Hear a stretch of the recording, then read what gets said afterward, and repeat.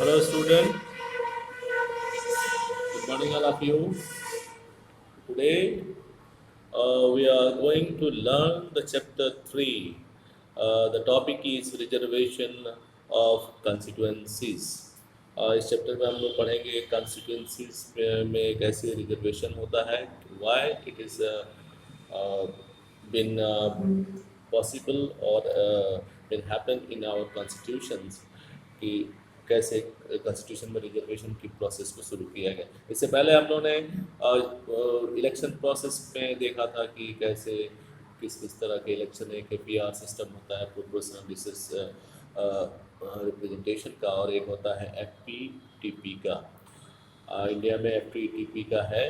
और अब जब बात आई और जो हमारे इलेक्शन प्रोसेस में, तो ये हुआ कि बहुत सारे ऐसे भी लोग थे जो हजारों साल से उनके साथ चाहे ना रिलीजियस को लेकर हो या सोशल या कल्चरल, उनके साथ नाइंसाफ़ी हुई थी, जिसमें SC ST के लोग ज़्यादा थे और ये मेजॉरिटी हैं, मेजॉरिटी में भी हैं कि जब कॉन्स्टिट्यूशन बनाया गया तो ये हुआ कि जब लिखा जा रहा था तो उसमें सेपरेट इलेक्टोरल्स के लिए भी बात उठ रही थी, चाहे वो मुस्लिम्स के लिए हो चाहे बाकी चीज़ों के लिए, किंतु ये चीज़ तो नहीं हो पाया। बट इलेक्शन में एक चीज़ ज़रूर किया गया कि जो हमारे कॉन्स्टिट्यूशन जो SC ST के जो लोग हैं उनके लिए सीट जो है वो रिज़र्व कर दी गई। कि अब ये इसमें आया कि 543 सीट्स पूरे हमारे ऑल ओवर इंडिया में लोकसभा में है, और जिसमें 84 seats are reserve for schedule caste and 47 seats are reserve for schedule tribes, क्योंकि ये पहले से ही बहुत गरीब या एजुकेशन या किसी भी चीज़ में प्रॉपर्टी के मामले में ये बाकी लोगों से काफ़ी पीछे थे। तो इनको भी मेन स्ट्रीम में लाने के लिए या बाकी लोगों को बराबर करने के लिए इनको भी लाना जरूरी था, but they are unable to come in the mainstream, so that the process of reservation is taken or added in our constitution in the election process. अब आया कि ये हो गई, तो इसमें ये है कि हर राज्य में यानी जितने भी स्टेट्स हैं हमारे यहाँ इस समय नियरली 29 स्टेट्स हैं, उसमें सब SC और ST के लिए जो 84 सीट है ऑल ओवर इंडिया में और 47 सीट ऑल ओवर इंडिया में वो डिवाइडेड हैं। बट इसमें एक कंडीशन ये रखा गया कि कुछ समय के बाद यानी 10 साल के बाद ये चीज़ें चेंज होती रहेंगी, यानी सीट तो उतना ही रहेगा बट वो कंस्टिट्यूएंसी जो रिजर्व है वो चेंज होती रहेगी। इसके लिए एक गवर्नमेंट की एक इंस्टीट्यूशन है that is called delimitation commission. Delimitation commission का काम ये है कि वो पूरे इंडिया में या हर कंस्टिट्यूएंसीज को वो चेक करता रहता है कि किस कंस्टिट्यूएंसी में किस रिलीजियस के या किस कास्ट के लोग ज़्यादा हैं, और उसी के अकॉर्डिंग वो समय समय पर नई नई बाउंड्रीज बनाता रहता है।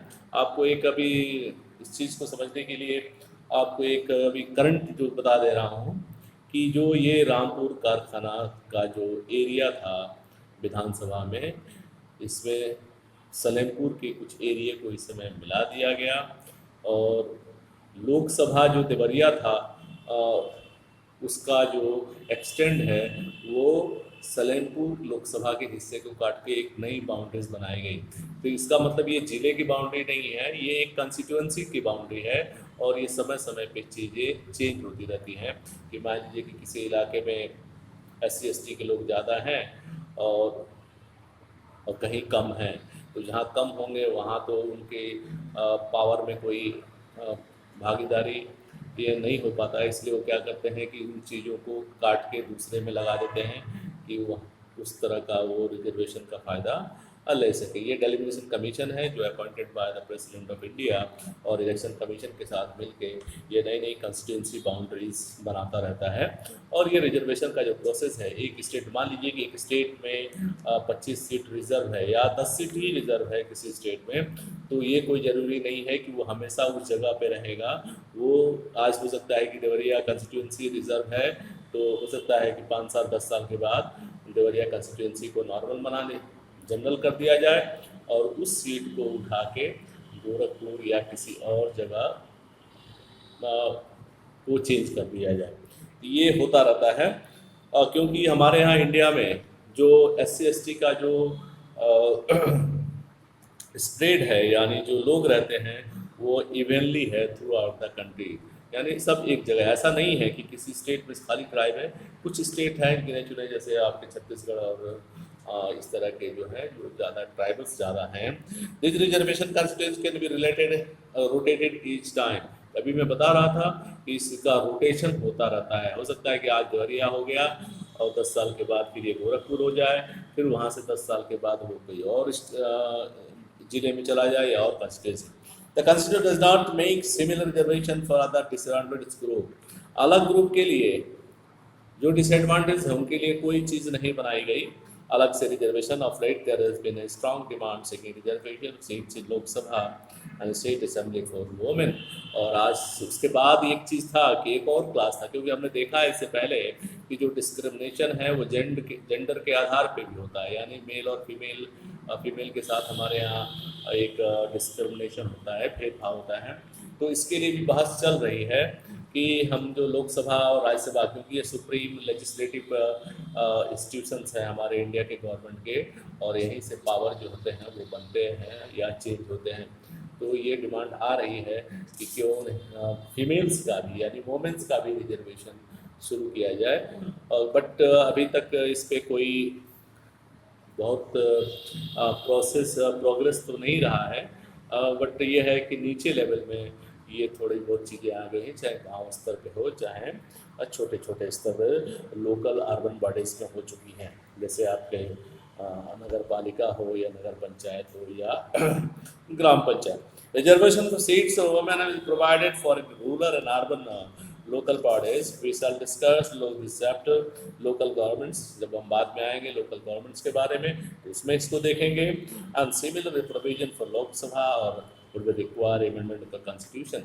और वुमेन्स को लोकसभा या राज्यसभा में अगर रिजर्वेशन देना है या किसी भी विधानसभा में देना है तो उसके लिए हमें कॉन्स्टिट्यूशन में चेंज लाना पड़ेगा। और ये डिमांड उठ रही है कि फीमेल्स को भी या वुमेन को भी 33% का रिजर्वेशन दिया जाए। अब आता है कि free and fair election. Free का मतलब होता है स्वतंत्र, फेयर का मतलब साफ सुथरा। तो ये है एक इलेक्शन है और इसको करने की जिम्मेदारी जो है वो इलेक्शन कमीशन ऑफ इंडिया है, जिसका अपॉइंटमेंट जो है वो प्रेसिडेंट करता है। This must be allow the proposed free and it is important that the election commission is impartial and transparent। चुनाव तभी फ्री एंड फेयर माने जाएंगे जब हमारा इलेक्शन कमीशन जो है वो इम्पार्शियल हो, यानी किसी के साथ फेवर ना करे, और ट्रांसपेरेंट हो, यानी चुनाव जो दिखे कि हमने वोट जो जहाँ दिया है वो वहाँ जा रहा है कि नहीं। The system of election must also allow the aspiration of the voter to find legitimate expression through the electoral results। और ये इलेक्शन का लोगों को भी लगना चाहिए कि हम जिसको जिस तरीके से अपने रिप्रेजेंटेटिव को चुन रहे हैं वो वाकई हमने उनको चुना है या हमारे उम्मीद के मुताबिक ये सारी चीज़ें हो रही हैं, और तभी किसी चीज़ को हम फ्री एंड फेयर इलेक्शन कह सकते हैं।